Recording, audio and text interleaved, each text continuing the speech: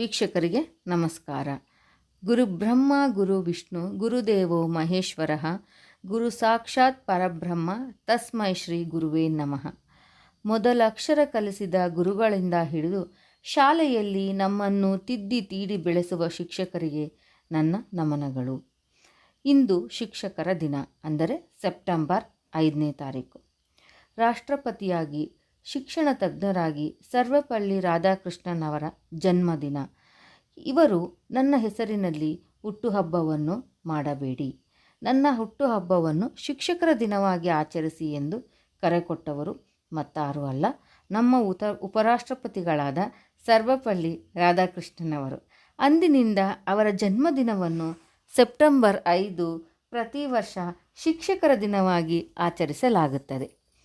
ಈ ಸಂದರ್ಭದಲ್ಲಿ ಸರ್ವಪಲ್ಲಿ ರಾಧಾಕೃಷ್ಣನ್ ಅವರ ಬಗ್ಗೆ ಒಂದಿಷ್ಟು ಮಾಹಿತಿ. ಇವರ ಜನನ ದಕ್ಷಿಣ ಭಾರತದ ತಿರುತ್ತಣಿ ಎಂಬ ತಮಿಳುನಾಡಿನಲ್ಲಿ ಹುಟ್ಟಿದರು. ಇವರು ಸೆಪ್ಟೆಂಬರ್ 5, 1888ರಲ್ಲಿ ಜನಿಸಿದರು. ಸರ್ವಪಲ್ಲಿ ಎನ್ನುವುದು ಇವರ ಮನೆತನದ ಹೆಸರು. ರಾಧಾಕೃಷ್ಣನ್ ಎನ್ನುವುದು ಅವರ ತಂದೆ ತಾಯಿ ಇಟ್ಟ ಹೆಸರು. ತಂದೆ ವೀರಸ್ವಾಮಿ, ತಾಯಿ ಸೀತಮ್ಮ.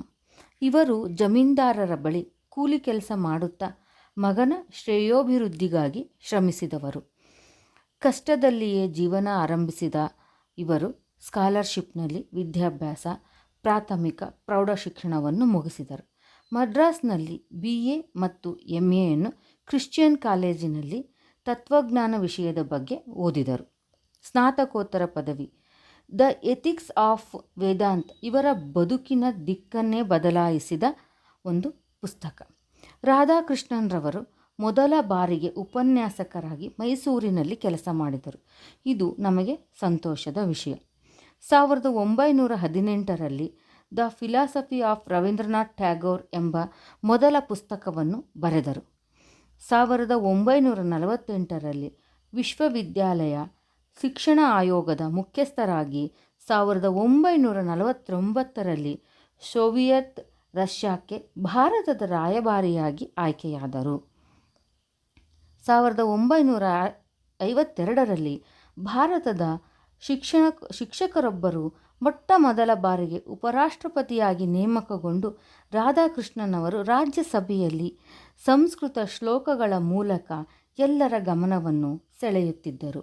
ಇವರಿಗೆ ಭಾರತ ರತ್ನ ಪ್ರಶಸ್ತಿ ಸೇರಿದಂತೆ ಹಲವು ಪ್ರಶಸ್ತಿಗಳು ದೊರೆತಿವೆ.